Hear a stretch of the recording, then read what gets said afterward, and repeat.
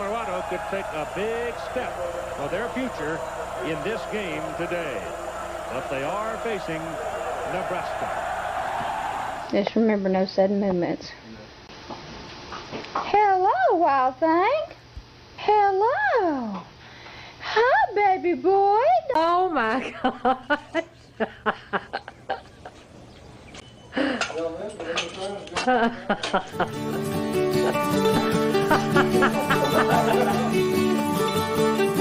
Come a-running, boys, don't you hear the noise? Like the thunder in the sky. How it rolls along in a good old song from the sons of Nebraska. Now it's coming near with a rising cheer that'll sweep all foes away. So with all our vim, we're about to win, and we're going to win today.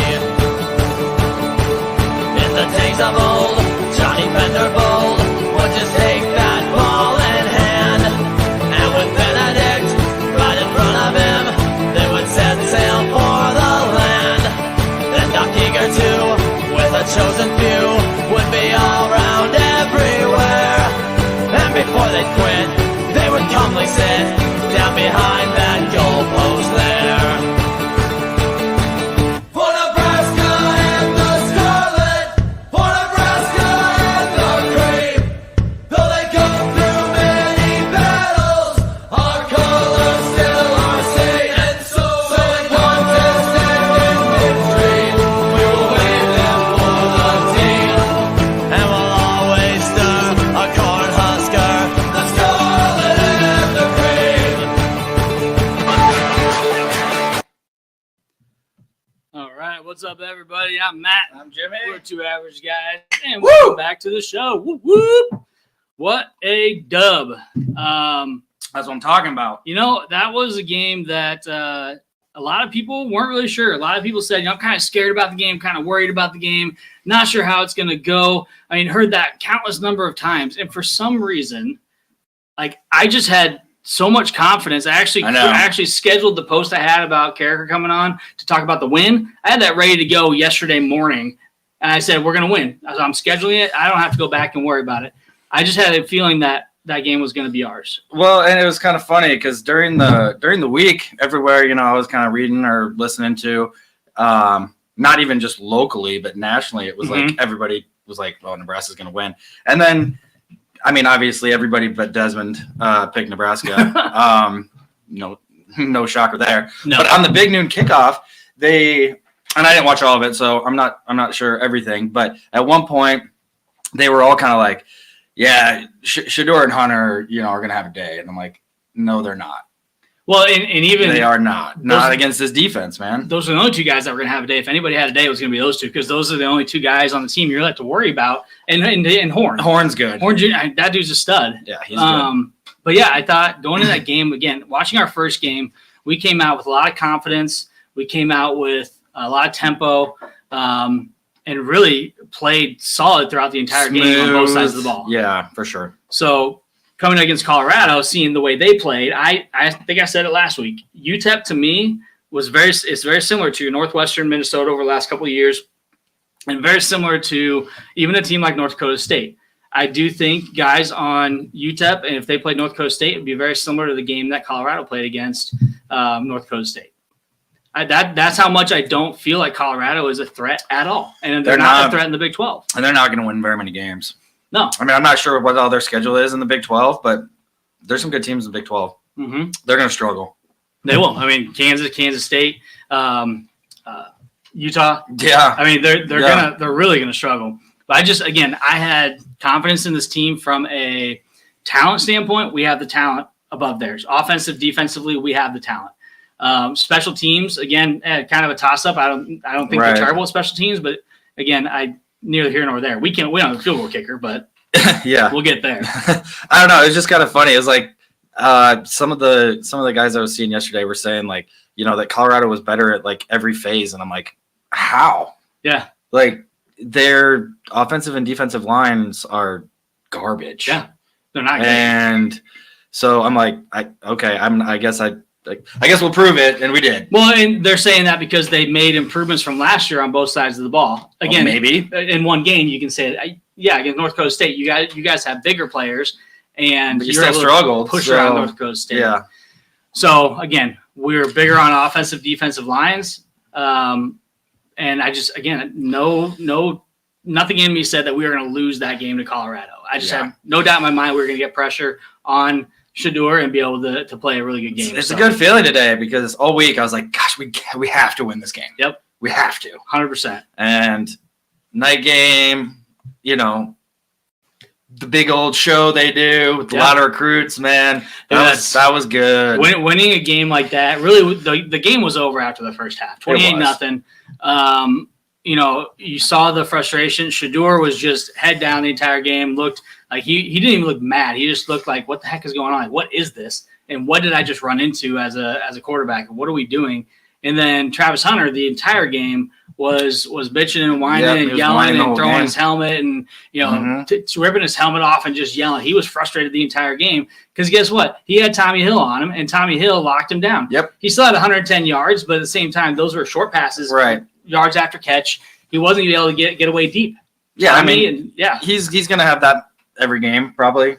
He's gonna probably get 100 or be dang close, I would say, because he's gonna have 10 catches, maybe more every game. No, I thought we locked him down pretty good. Yeah, no deep balls really. There was maybe one or two kind of longer throws that they had to him, but for the most part, he couldn't because he was getting hit. Yeah, well, yeah, you couldn't. And that's again, we talked about it last week. And again, I had these conversations even on some of the social media platforms of why I wasn't worried about Hunter. Is because we're going to be able to get that pressure on Shedeur where he doesn't have that much time to get rid of the ball. Right. He didn't have that much time against North Dakota State, and we're better. Our defense is better. He had open pocket for a lot of the long passes against North Dakota State. He didn't have an open pocket at all. We collapsed it really quick. We had guys rushing. We brought some blitzes. Our defensive ends were fantastic the entire game. They just shut him down. And they were just mocking him the whole game. It was amazing. At one point, somebody texted me and said, I don't know if I could have possibly have expected the start to be this good. It was after Tommy's pick 6, and I was like, you couldn't, but I could see it coming. I mean, that's how we used to be. Well, let's talk about real quick that possession where we got the interception. How did we get that field position? Punt. Yeah. He averaged 50.8 yards per punt. It's crazy because that's insane. He was kind of off and on maybe last year. He averaged like 35 yards. Yeah, he wasn't great, and I thought in the spring that they were saying he was struggling, and I'm like, all right, we're back to this again. But no, he's killing it. Yeah, fantastic. Down him inside the 2, and I was like, I was thinking we get a safety like we did last week, and now we got something better. And what do most teams try to do once you get down to the 2-yard line? But they're probably thinking, we saw what happened last week to UTEP. Right. If we tried to run couldn't run. Yeah, we tried to run the ball. Safety. 4th and 1 or whatever they had, 4th and 2, and they tried to run. That was so dumb. Yeah. Like, they didn't run the whole game, really. Oh, maybe they're trying to catch us by surprise. I guess, but put it in your best player's hands, I think, there. But So talking about our defense, so they had a total combined 16 yards rushing because there was like minus 30 yards for sacks. So, I think they had, well under 100 yards. I'm trying to do the math in my head. It's not working out very well. But so really, we didn't have a problem stopping the run. Again, no. Didn't think we would. Our rush defense is fantastic. Ty Robinson, Polar Bear. Ty had a big Butler. game. Yeah. Ty had a big game. Great game. He blocked that punt or the field goal. He's a massive dude. When we met him, I was like, oh my! I still tell people. I was telling people yesterday. I'm like, when we met him, he was like the biggest guy I've ever seen in person. He's just ginormous. Huge.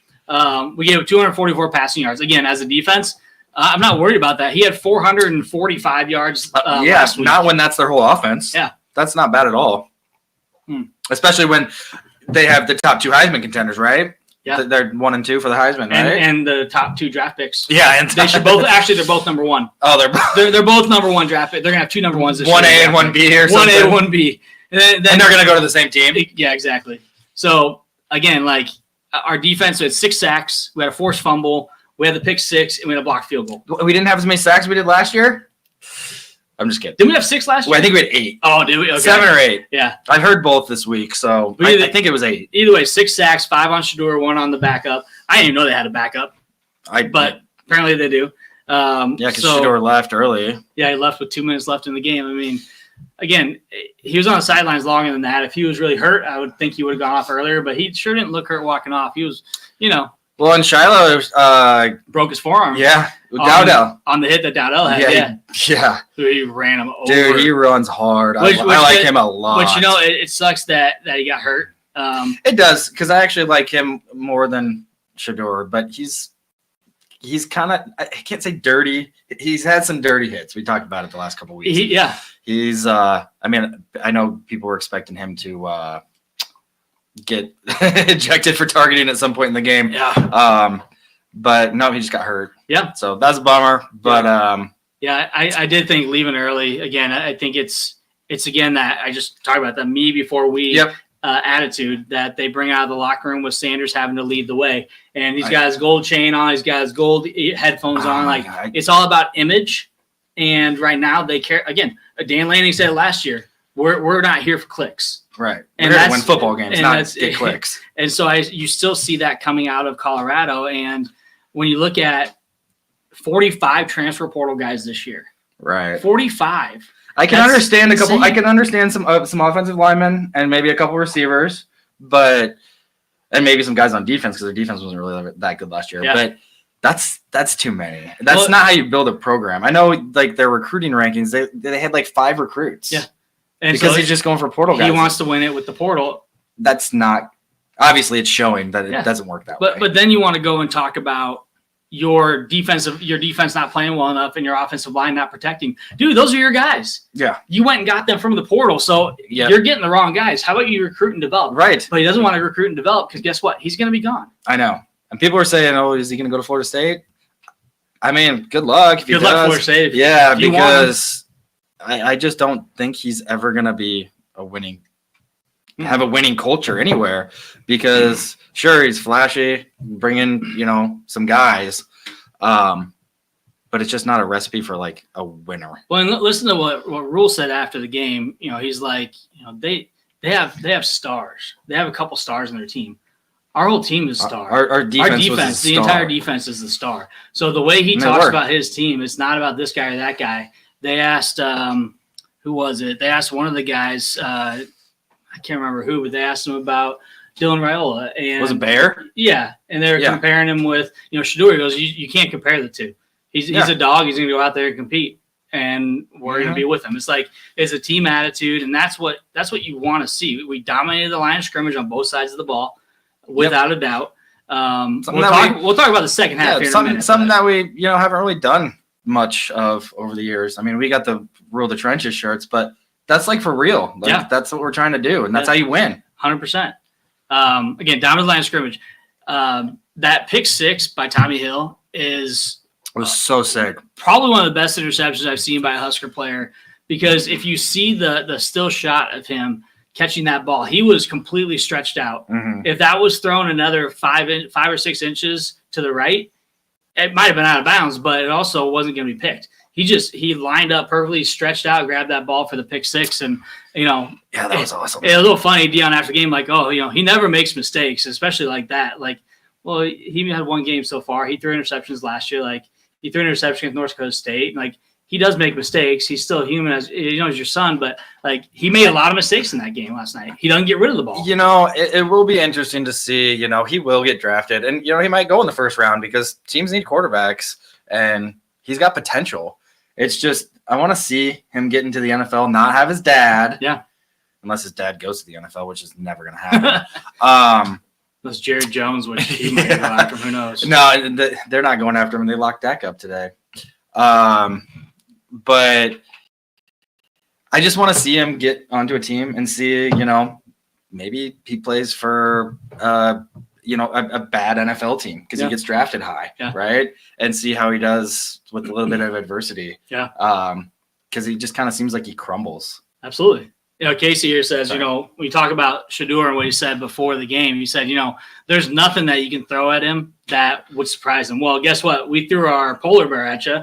We sacked you on the first drive. Death Row came after you and paid the price. Those guys were on a mission. They had 2 incompletions on that first drive as well, but one was a drop. One was a really bad drop, but it was a kind of a screen to the left, screen to the right, and then we got a sack. They were coming. Yeah, so we threw everything at them. We threw the kitchen sink. I'm surprised I have as good of a voice as I do today because I was screaming pretty good. Nice. It was exciting. Again, you can go back and talk about Colorado all you want. The media can talk about Colorado all you want. They have 3 guys that make an impact. 1 quarterback, 2 wide receivers. Yeah.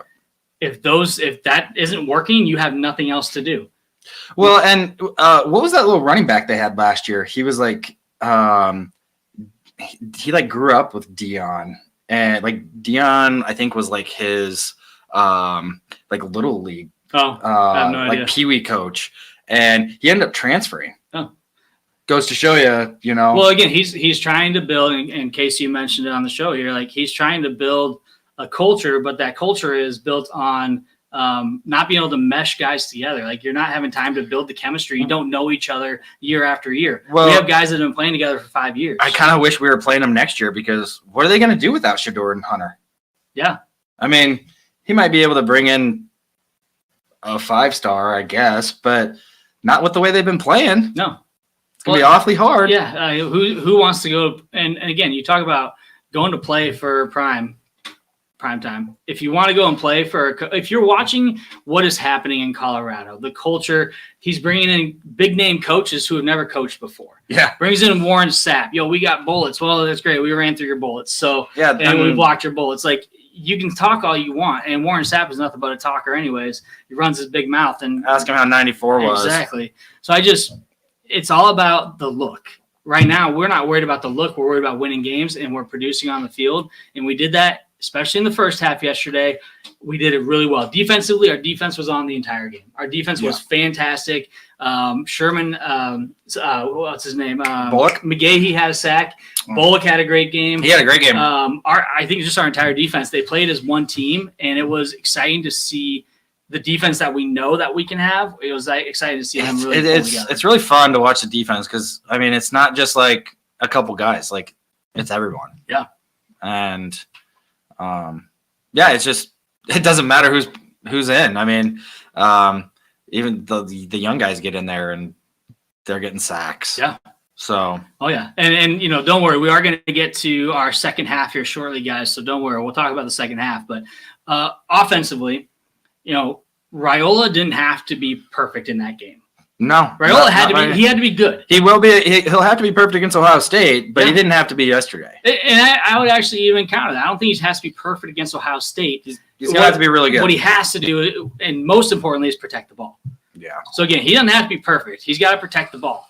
And yesterday, he wasn't getting pressured very often. He did have a good scramble where he ran for 12, 15 yards. Yeah, it was kind of nice to see him run one. And that was the first one he saw. It was a little awkward. Well, you compare him to everyone compares him to Mahomes, the look, everything. He kind of runs like him too. And it's funny because he's doing the pregame jump and hollering just like Mahomes does. Mahomes runs. Other people people are hating on it. I like it. It's funny. And Mahomes kind of runs funny, too. He does. He runs very awkwardly. It was funny watching him with the ball. But he had a good game. And for a freshman quarterback to come in that environment, even though it's at home, that is still a tough environment at home because of all the pressure and all the lights, the screaming, the yelling. We're on your side, but, man, we're loud. We talked about it in the pregame or the preseason show. I said, I really want to see how he does in that second game against Colorado because it's a night game. The juice is going to be flowing, man. And he showed up. He had that sweet pass, sweet play call, sweet pass to Lloyd. Mm-hmm. Just went off. He just couldn't hang on to it, which was uncharacteristic for him because he's usually those are kind of his bread and butter. Those long balls that he can. He's so fast. He just burns guys. But no, it was. He really might be the real deal. I hope he doesn't transfer, but I don't think that he will. It's just a matter of how long he's going to play. if he plays 3 years or 4 years or, whatever it is. But I think he's going to be really good, and I think that's going to really help with recruiting. Yeah, I mean, big time. He goes 23 for 30 for 185 and a TD. Again, that's mistake-free football. Yep, no turnovers. He didn't throw the ball into trouble. There was a drop pass to Lloyd. Right. I mean, they probably should have had an interception, but the one to Ramir. It turned into a touchdown. Yep. That was sweet. That's awesome. Just like, and I know Deion's like, that's just the way. I knew at that point like that it wasn't bouncing our way, and that's just kind of how it is sometimes because that's not normal. And it's like, well, when you're a better team, bounces go your way. Yeah. And we haven't had that over the last few years. We have not. And so we were due. Agreed. And yes, Casey, number 90, Williams on defense had a fantastic game too. Dowdell had 74 yards rushing and 2 TDs. So he comes back with vengeance. He's like, I'm not dropping that ball. His first TD, once he got in the hole, he's like, right. And he went untouched up the middle. Yeah. It was awesome. Yeah.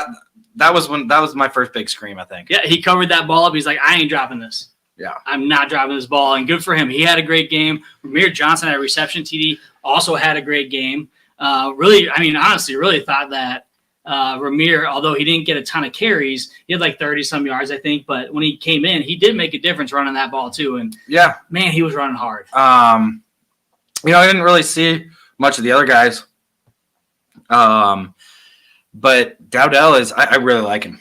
Yeah. I'm really liking him. He runs hard. He's not like a real speed guy. I mean, he can run in space, but he's just ground and pound, man. Yeah, runs hard. Runs over dudes. I mean, he did it a couple times in that game. Yeah. Ask Shiloh.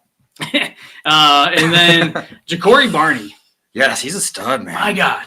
True freshman. Yeah. That dude, not only is he returning kicks and doing a hell of a good job at it, he's getting positive yards on those kick returns. That dude, he's going to get a TD this year on the kick return. Guarantee it. Yeah. Guaranteed. He's going to have a kick return this year, whether it's punt maybe next week. Maybe. But he is. I guarantee that. But when he gets that ball, man, whether he's catching the ball or running the ball, the speed, I mean, he just accelerates so fast. Yeah. Yeah. He's a fun one to watch. It's nice to see, somebody like that, obviously true freshman, but just kind of explode onto the scene. Like, we had some guys like Coleman and Lloyd, last year that showed flashes, but he's already been like more consistent than that. Oh yeah. Those guys just had, like Lloyd had a couple long TDs, but it wasn't as consistent. Yeah. I mean, every time he touches the ball, he makes a difference. Oh yeah. Barney, again, there's a lot of talk about him in the offseason, a lot of talk about him leading up to that first game as well. And as a freshman, someone who could have an impact on this team early on, and that probably will not redshirt. I mean, no.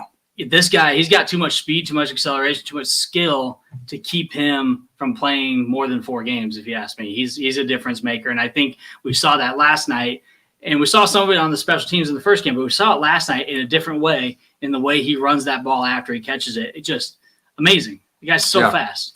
He's shifty, too. Yeah, I'm really excited about where we're at on the offense because it was so bad last year that – I mean, going into every game, it was like, I don't know, who's going to score. It's going to have to be Harburg or it's going to have to be Purdy. Yeah. And now, I mean, we can hand the ball off to anybody. We got plenty. We got a lot of guys to sling it to, too. Yeah, there's no shortage of talent on this team. Yeah. And that, to me, is what's most exciting is the talent-wise, I had no doubt we were going to win that game last night because we out-talent them. We out-coach them. Just on every facet of the game, we did a better job. Even in the second half. So second half was sloppy. It was. Sloppy at best. So it also doesn't help when out of the 11 or 12 penalties you had, 10 of those came in the second half. It was hard to build momentum. It was hard to build any rhythm. But Colorado felt the same thing too. There was penalties on both sides just over and over. And half out of the 23 penalties in the game, or however many between both teams, I'd say maybe half of them were actual penalties. I know. And Big 12 refs were awful. People can say what they want. Nebraska didn't score any points in the second half, whatever. Shut out. But that feeling of 28-0 at halftime was enough for me. Yeah. It really was. There was someone who commented on one of our posts last night. It's like, oh, like I'm worried now because we're not scoring. You know, are we going to see a repeat of what happened with Northwestern when we were up 31, whatever in Dublin? And I'm like, man, like I don't feel like we're going to use our defense is hella good. I know that we've been burned so much over the years, but I'm trying to have a different mentality. I'm not thinking that way. Yeah, it's still in the back of my mind, but I never once in the second half was nervous. I mean, even when they made it 28-10, it was. I mean, we covered the spread. Mm-hmm. We looked good on both sides of the ball. Yep.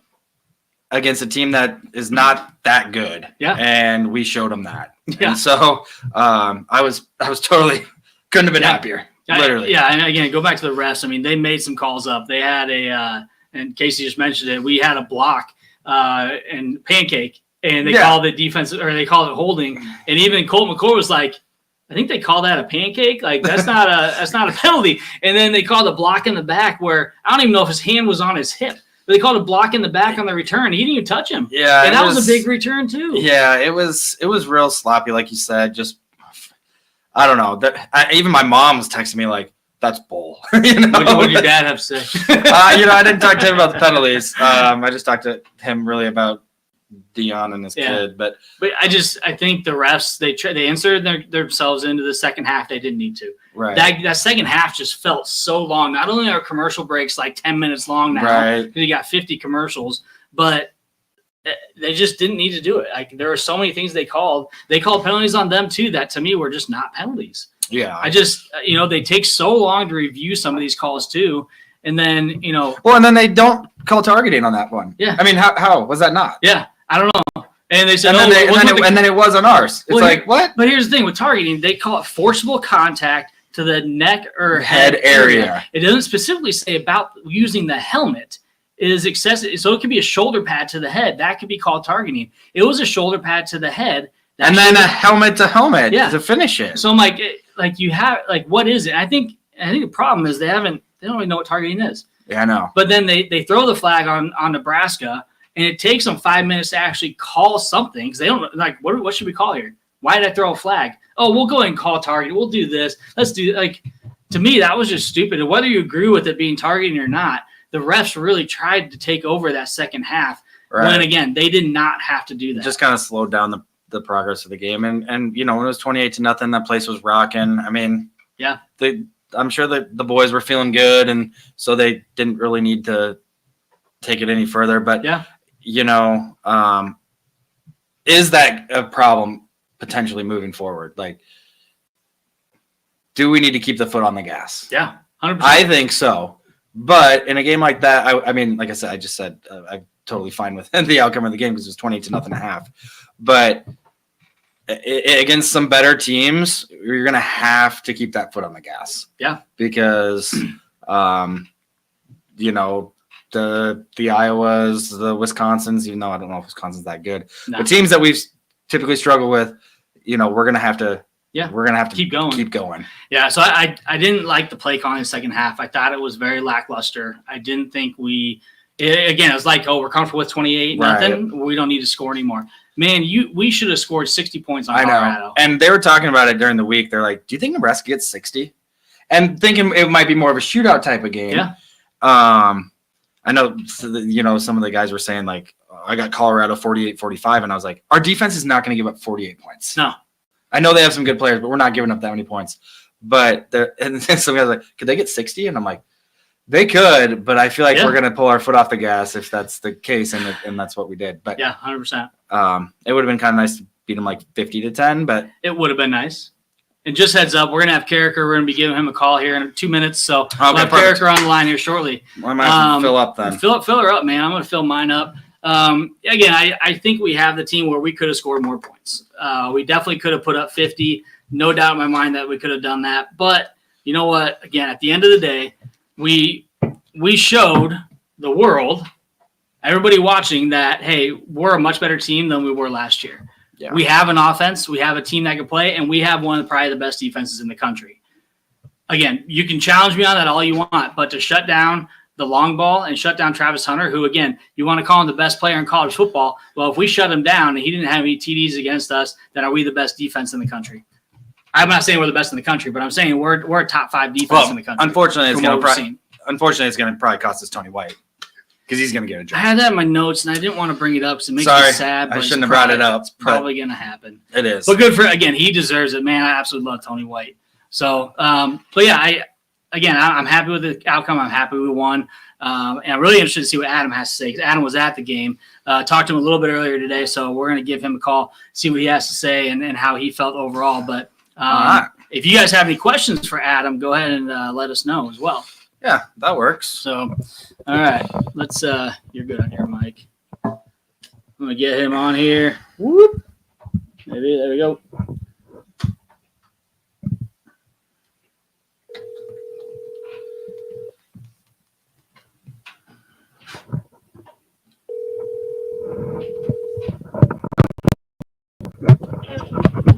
Hello? Hey, Adam, it's Matt.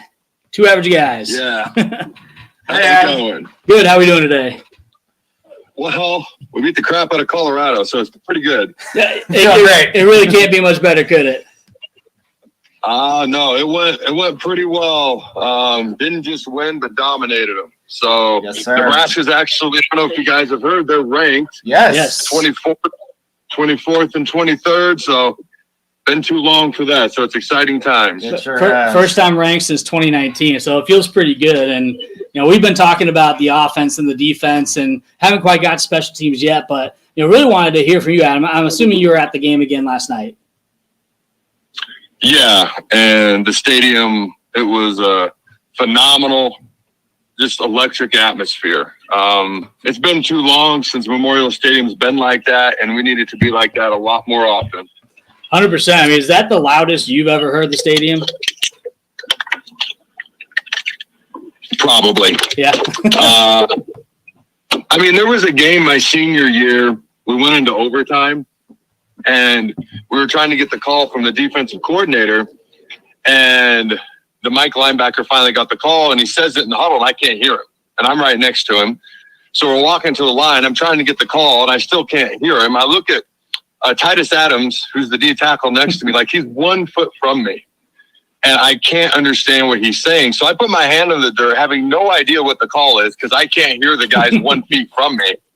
And luckily, all ends, all's well that ends well. We ended up winning the game and nothing bad happened on the play. But that was a pretty loud moment. But last night was like right there with that. That's awesome. Yeah, I mean, I really wanted to be there.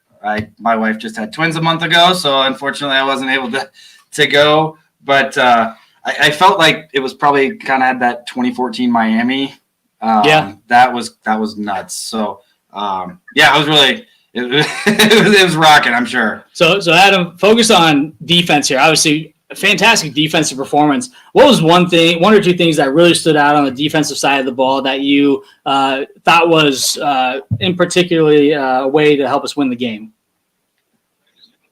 Well, I know I'm supposed to pick one, but there was a couple. Like the defensive line just absolutely dominated.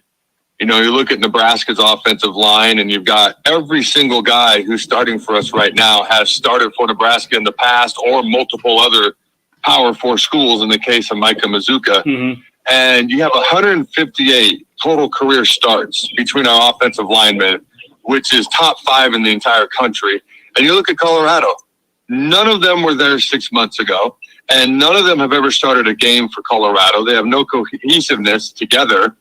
And our D-line, by the way, everybody's back on the 2 deep on the D-line, first and second string, and they just dominated up front. I knew we'd be able to get pressure on Shadur. It was almost astounding how many free runners we had. And the fact that Shadur wasn't sacked more is actually kind of a gigantic credit to him. 100%. Certainly not his offensive line. But I love guys like John Bullock. I mean, we're talking about a 6-year senior, a guy who has just stayed around, worked hard, gotten better and better, just running around making plays on a program where it's all about bringing in the next transfer portal guy, and we couldn't care less if you stay because we're bringing our Louis luggage. And, it just shows you the two difference in the cultures And over time, which one just might have the slight edge? Yeah, 100%. What about Tommy Hill? So Tommy Hill makes me think a lot about. I think a lot Lamar Jackson. I compare him to Lamar Jackson. Lamar Jackson, we're like, man, Lamar for a couple of years, he just struggled. Like, this guy shouldn't be even on the team. He's horrible. Then he worked his butt off and then was one of the best defensive backs we've ever had. And I feel like Tommy Hill's kind of similar. He started off as a wide receiver, wasn't really having much success there. Goes to defense. What are your overall thoughts on Tommy Hill and the game he's produced between last year and this year, and how he locked down Travis Hunter from getting anything deep? Yeah, I remember Lamar Jackson got benched at one point, Yep. and it was almost like that was the best thing to happen to him because he actually started playing his best ball right after that. You know, with Tommy, he transfers in, I believe, from Arizona State, and all I heard was how highly recruited he was out of high school, how athletic he was, and then he didn't exactly hit right away as a DB, and so they tried him as a returner. They tried him as a wide receiver, as you guys mentioned, because he is that athletic. And then they tried moving him back full-time to DB, and it was okay, but it was kind of one of those things where last year under Tony White's scheme, I felt like it just really started to click between the ears for him because he had the athleticism. And then it started to click. And this year I was like, man, this is the year. If he wants to be a high round pick, he can really play his way into that. And last night was as big a night, Ohio State, USC coming up, but as big a night for him to show what he could do and showcase himself to the scouts as any night he was going to have this year. And I guarantee he's moving up draft boards after how he played last night. Oh, for sure. Yeah, he was an absolute stud. And that pick six he had, I mean, the catch that he made, that was an incredible catch too, to not only grab that, but then stay on your feet and get in for the touchdown. It looked a lot easier on TV, but seeing the pictures of it afterwards, like, holy cow, he was fully stretched out to get that ball. Yeah, I mean, that's just raw athleticism, body control, and the awareness to be in the right spot, honestly. I don't know what Shadur was doing throwing that ball other than he probably couldn't hear anything, and he clearly wasn't prepared for what Tony White and the Black Shirts were throwing at him. And, yeah, Tommy capped it off with a great athletic play. No, absolutely. So, Adam, what do you think so far of Dylan Raiola's play? I mean, obviously it's 2 games in. We've had, we've won both games. He's looked pretty good. Where do you kind of see him moving forward? He's doing exactly what I wanted him to do before the season. When I talked about, will Dylan Raiola live up to expectations, my first show back on August 25th, I immediately came out and started joking about, he's going to be an All-American, Heisman Trophy, all this and that. Well, maybe eventually one day he'll be a high draft pick. But as a true freshman, teenage starting quarterback, I was like, I just want you to efficiently run the offense. Don't snap the ball into guys going in motion. And let's just execute the short, quick throws. Let's move the chains, take care of the ball, don't turn the ball over. And he's done that and then some. He completed just under 70% of his passes versus UTEP. He completed 77% of his passes last night. Now, there were no big over-the-top bombs, although there was one long drop pass that would have been a touchdown had it been caught. But all of his balls are right there.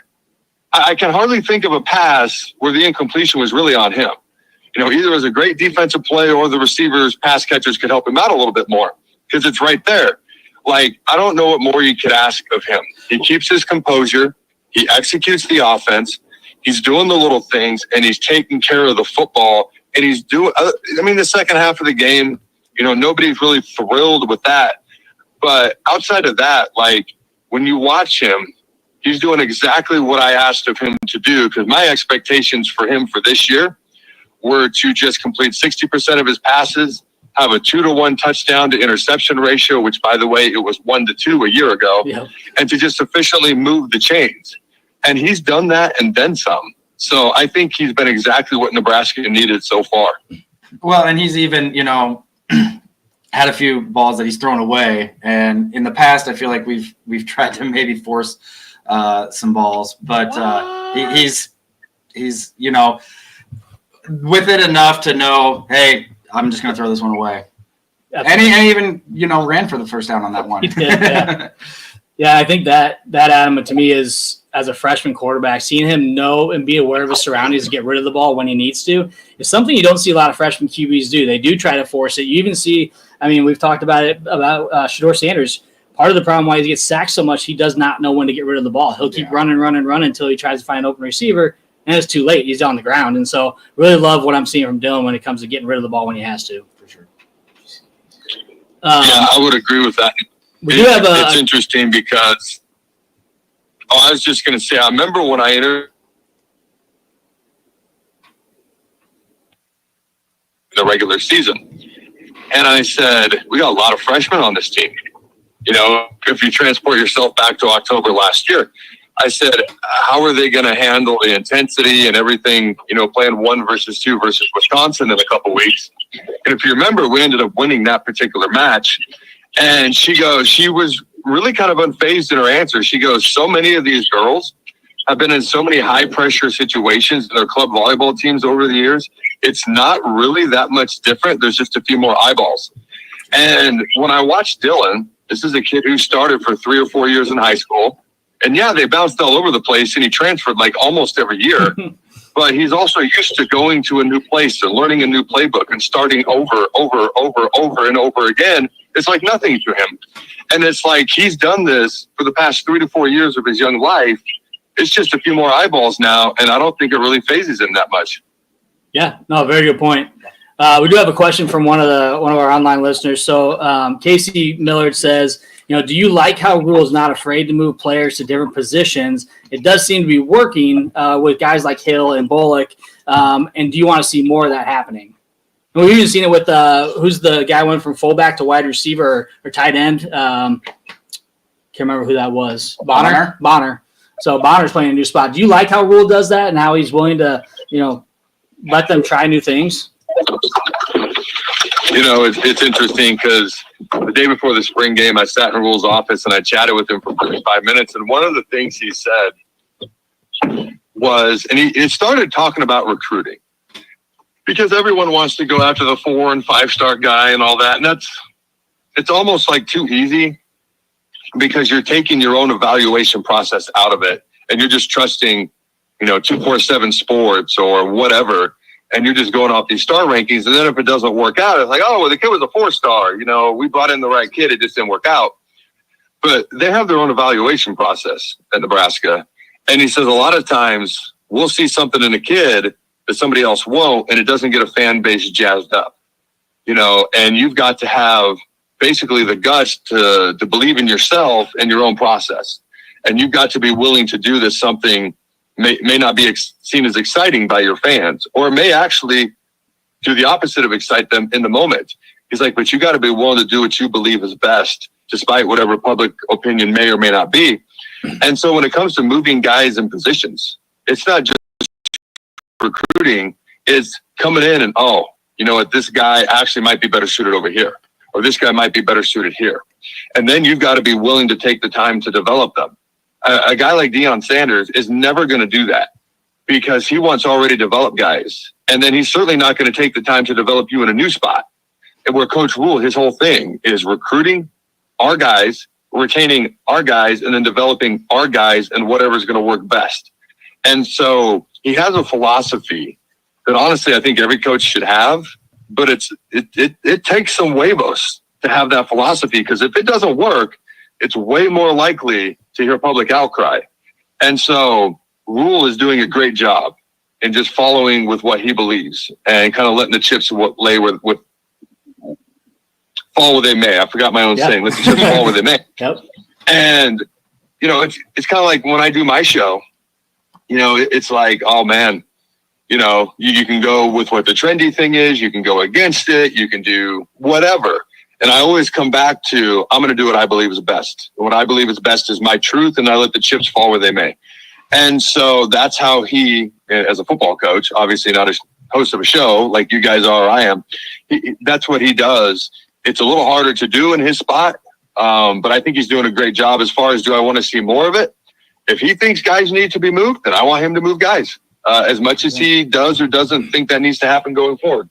Yeah, I think Carter Nelson, another example, comes in as a tight end. They have him slotting as a receiver right now, and he could move back to tight end, but man, the guy's got speed, he's got hands. So yeah. So last question I'm going to ask you, Adam, and then we'll let you go. So I appreciate you coming on, but what is one thing you want to see us keep doing, and one thing you want to see us potentially stop doing, either side of the ball, or special teams?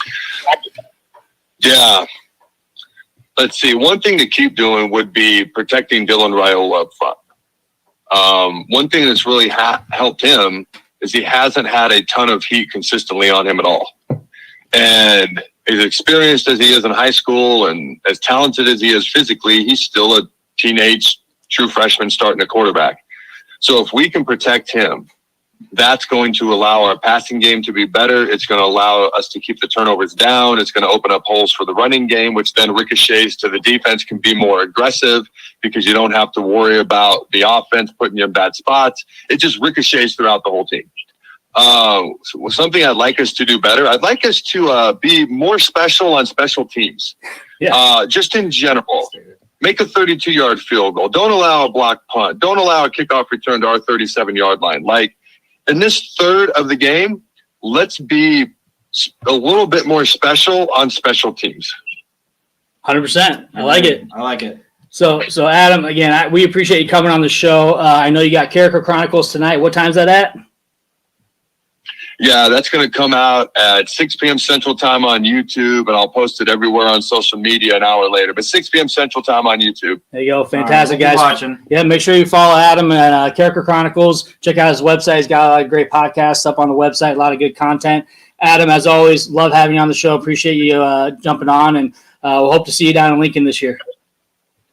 Yeah, you guys are on the characterchronicles.com website. You guys are doing a great job. So if you're fans of Two Average Guys, you can check them out, obviously, on the Facebook page. You guys do a great job. You can check them out on the website, too. Appreciate it, man. Appreciate it, Adam. Enjoy the rest of your day, and go Be Red. Don't forget to throw Thank the you. bones. You too. Go be great. All right. Throw Adios. the bones. Throw the bones. All right. Bye. That's right. Throw the bones. See you, Adam. Thanks. So I appreciate Adam coming on. So again, Adam's always a good sport. He enjoys coming on the show, and He speaks so well. Like, Yeah. he just words things so well. and he's someone that I think we've been talking to for what, like 4 years now, 5 years probably. No, it's been longer than that. Man. The first time we interviewed him over the phone was in your basement. Oh, okay. So yeah. Because that was like our first real, like, oh man, that was a cool moment. Yeah, exactly. Yeah. So Adam, again, big shout out to Carricker. Obviously a big voice for the Huskers. He's in Lincoln now, so a lot more accessible, and for him to be able to hop on for 15, 20 minutes is something we're always appreciative of. And he's always like, anytime you want me on, give me a call. So this won't be the first time you hear from Carricker. Yeah, maybe we'll run into him when we go down to the game. Heck yeah. So one thing we didn't quite touch on was, again, our punting was great. Special teams. I'll say Adam did. We hadn't yet. 32-yard field goal we missed. Those are things we can't do. So Yeah, I mean, in a close game, that can cost you the game. yeah. So do we have to bring in? I mean, at that point, it could have been what was it going to be? 24 or 17? Nothing. It would have been 17 to 17 nothing. nothing. And I was really upset about it. I genuinely was, because I mean, go up 17. That's 3 scores. You're a D1 kicker. A 32-yard field goal is a chip shot. Yeah, and I mean, I know he's a West Side kid. He made a 50-yarder in the state championship to win the game on that field. Different with fans there, but I don't know. We had like really good kickers back in the day, and it's like now we can't make 32-yard field goal. Yeah. So I mean, at this point, you got to put the backup. You got to put the second kicker in. You got to Alvano, man. Like I hate saying that, but you got to put the guy in that's going to make it. And right now, Alvano's not our guy. Yeah, I don't know if he's got like the twisties or something, or whatever they call that, but yeah, it's getting ridiculous. Absolutely. Casey, we'll throw them bones. Here we go. Throw the bones. But yeah, so I think special teams, we still have improvement to make on. But again, we're getting positive yards on the kick return and the punt return. Now, our coverage was not so great yesterday. They had a really speedy guy returning those those kicks. Yeah, and I mean, I think we started kicking them out of the end zone after that, but that was like the only their skill position guys are all they have, right? So when we kicked it off to him and he ran it back to our 37, I was like, why are we kicking it to him? Yeah. I mean, I'm not sure who our special teams coach or coordinator or whatever it is. But you got to be smarter than that. Oh, yeah. 100%. So next, we'll talk about just the rest of the Big Ten. Okay. So, again, glad the Huskers won. The second half we know was not what we wanted, but we won the game. We gave up 10 points, but, again, that game was over before even the second half started. You can't take away that feeling I had when it was 28-0. But so wanting to keep our foot on the gas, absolutely moving forward. Again, I thought that was play calling. I didn't think we had the best play calling. We didn't put ourselves in position to score. Yes, a lot of penalties were there, so that stopped momentum a lot. Right. But, again, we could have scored 50 points, and we just didn't. We easily could have scored 50 I was actually telling a buddy of mine, I'm like, hey, we could run for 300 yards. He's like, are you serious? I'm like, well, we could. Are we going to? I don't know, but we could have. I think last year we ran for like 280 yards against them. I mean, most of it was on like 2 runs, but we easily could have. We easily could have. But either way, here nor there. We won the game. We're 2-0. We're in the AP poll for the first time since 2019, ranked 23rd, 24th in the coaches poll. Again, right now I'm not worried about that so much. I just want them to keep doing the right things to win the game. No, but it's a good feeling. I mean, I was thinking this yesterday. I was talking to some people about it. It's like, man, when we are good, it just makes me like watching football is more fun. Yeah. Because I'm watching all these other games and I'm like, okay, like if we're a ranked team, like, just kind of to look and see how some of these teams look, compared to us. I mean, we haven't had that for the last handful of years. Yeah. We haven't been a competent football team. Yeah. And we haven't been worthy of any even close to getting votes to be in the poll. So no. So it's nice to have that. It's nice that the national media sees it, the coaches see it. Again, Matt Rule is a coach that is going to build the talent within. If guys leave, guys leave. If he gets people from the transfer portal, he will. But he's not going to build a team and a culture based on the transfer portal. And that's what the difference between him and Dion. Now, last thing I want to say. Shedeur walks off the field with 2 minutes again, and Travis Hunter. Those are the kind of things that you're not going to see with Nebraska. No. That's a culture thing. You think he ripped into his son after that? Probably not. No, because he would have done it. Travis Hunter bitching and whining on the sideline again. We're not going to see that's that. That's a Dion move. That's why his kid does it. Yep. Because and monkey Hunter, see, monkey do. Whoa, Jimmy. That's not what I mean. I know. I was just giving you shit. But yeah, you see it and you're gonna repeat it. And so that's what you see. And that's too bad.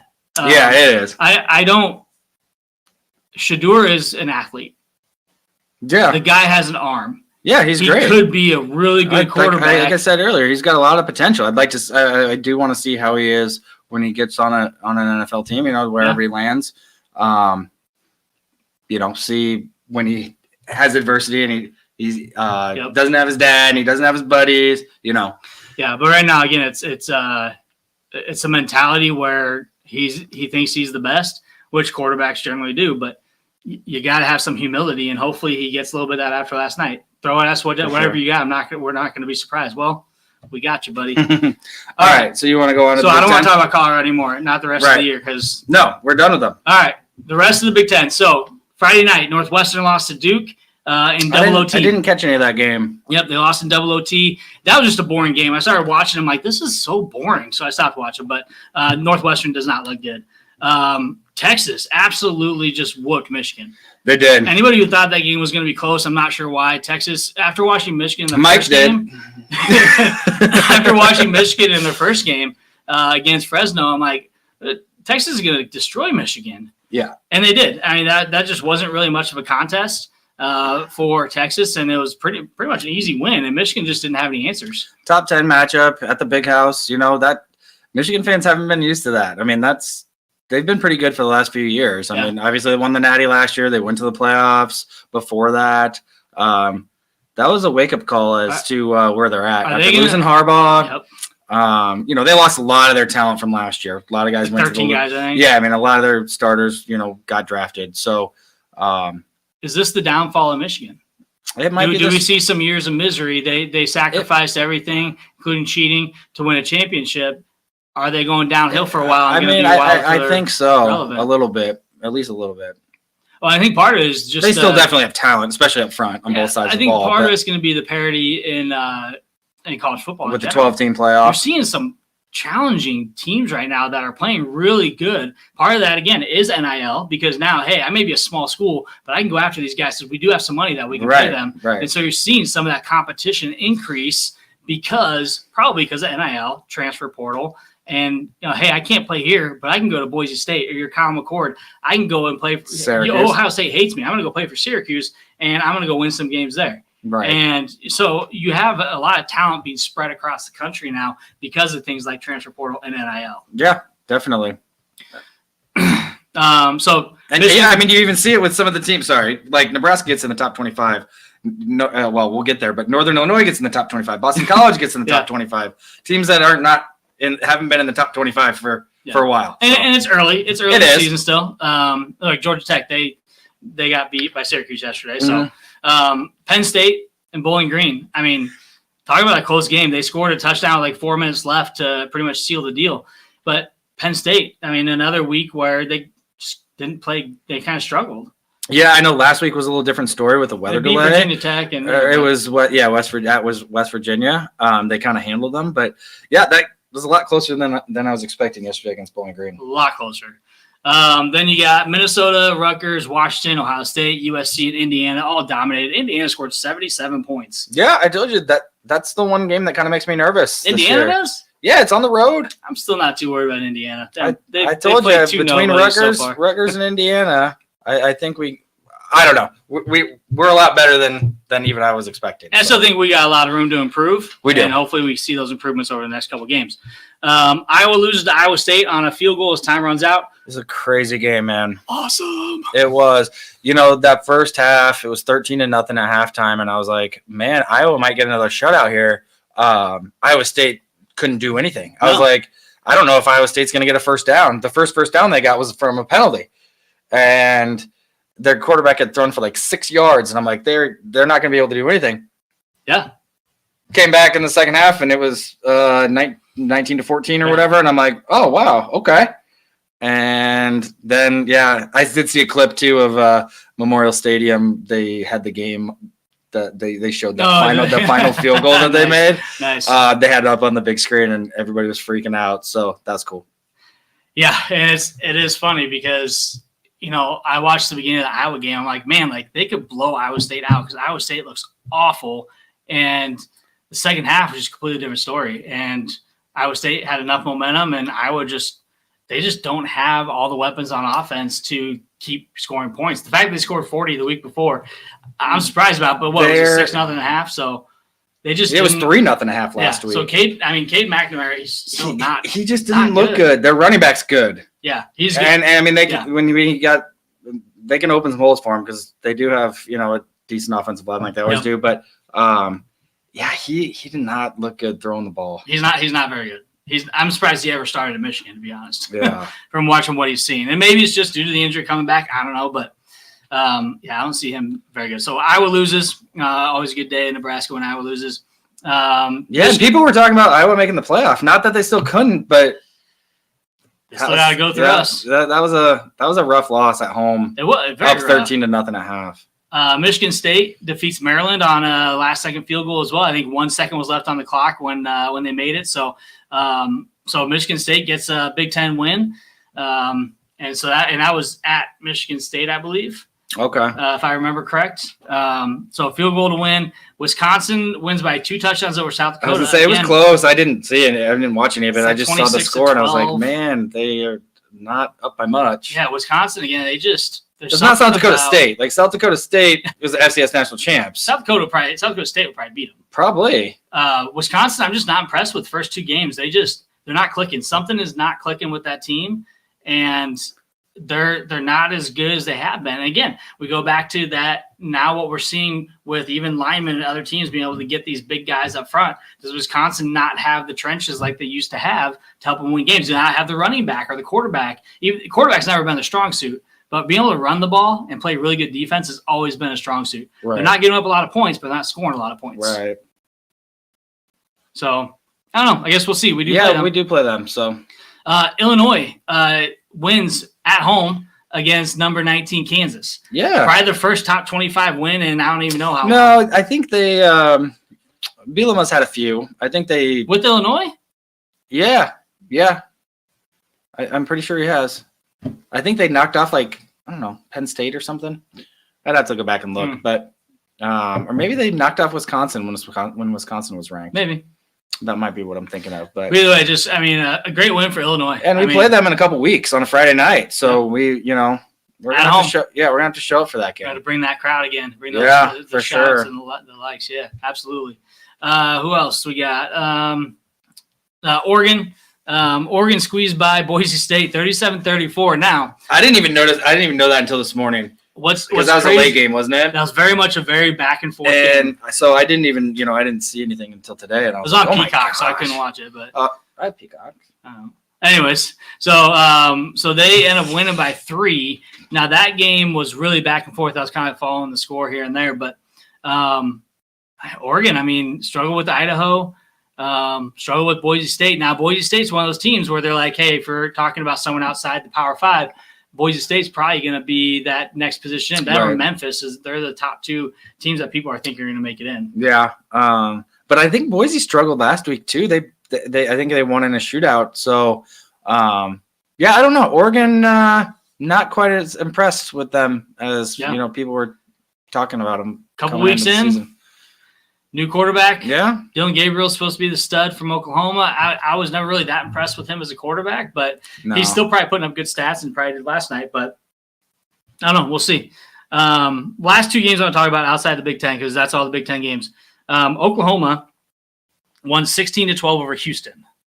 Yeah, they should have lost. Yeah, and I wouldn't be surprised if Oklahoma really struggles in SEC play. They will. I know Marty last week was pretty optimistic.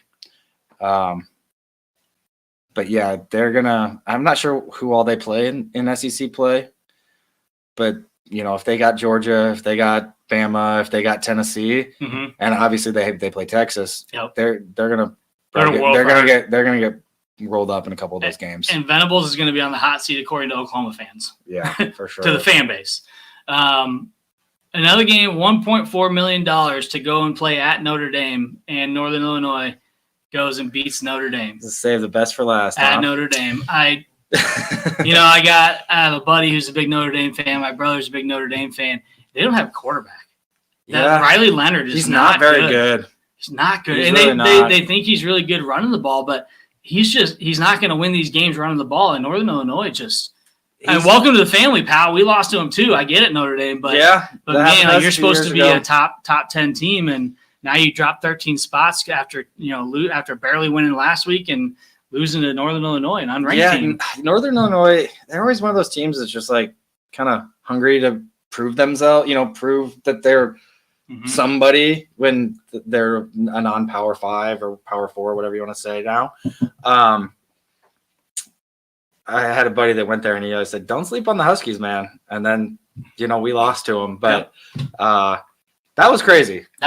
And to be honest, the Notre Dame fans will probably disagree with me, but Northern Illinois got that first down at the end of the game and they reviewed it and said he was short. And I'm like, are you serious?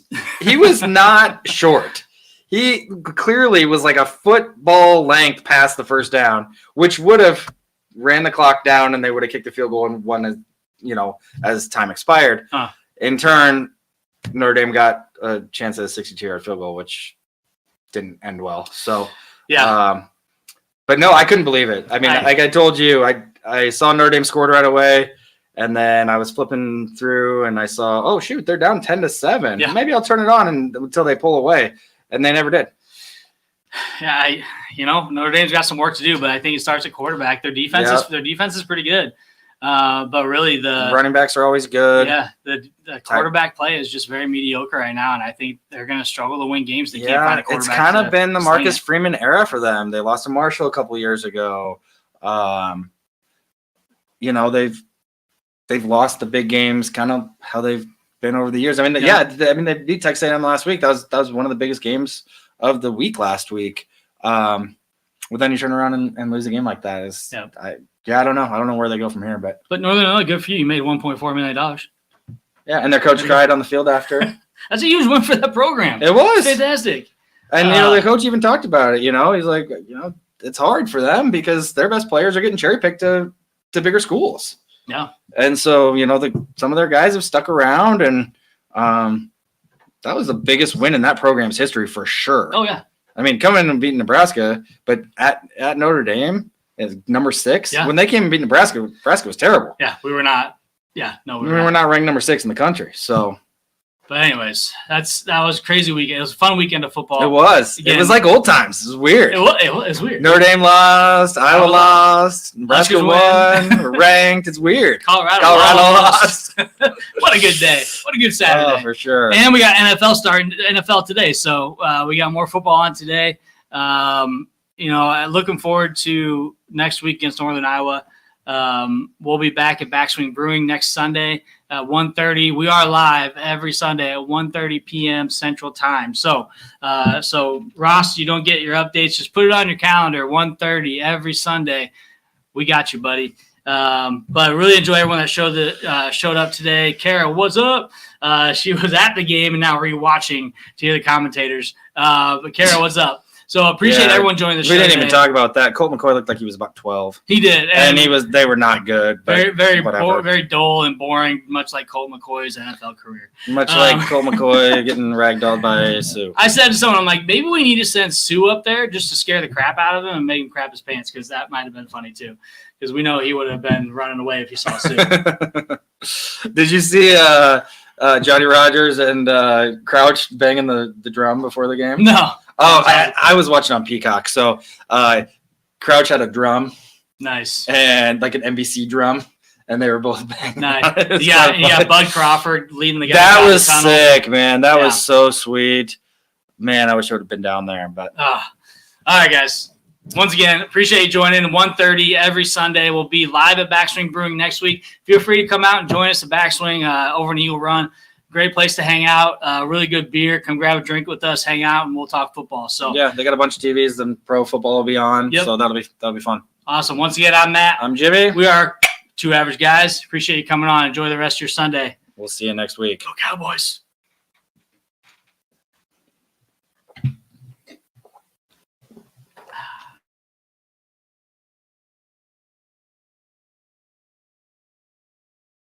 Come on, good game, everybody, yeah. Pat, I think it's safe to say that all these fans came out here to watch a game of football. John, ring commercial. Yeah, I know, I'm just making conversation. Come on, football!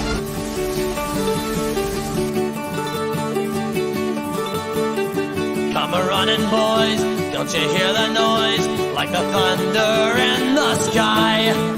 How it rolls along in a good old song from the sons of Nebraska.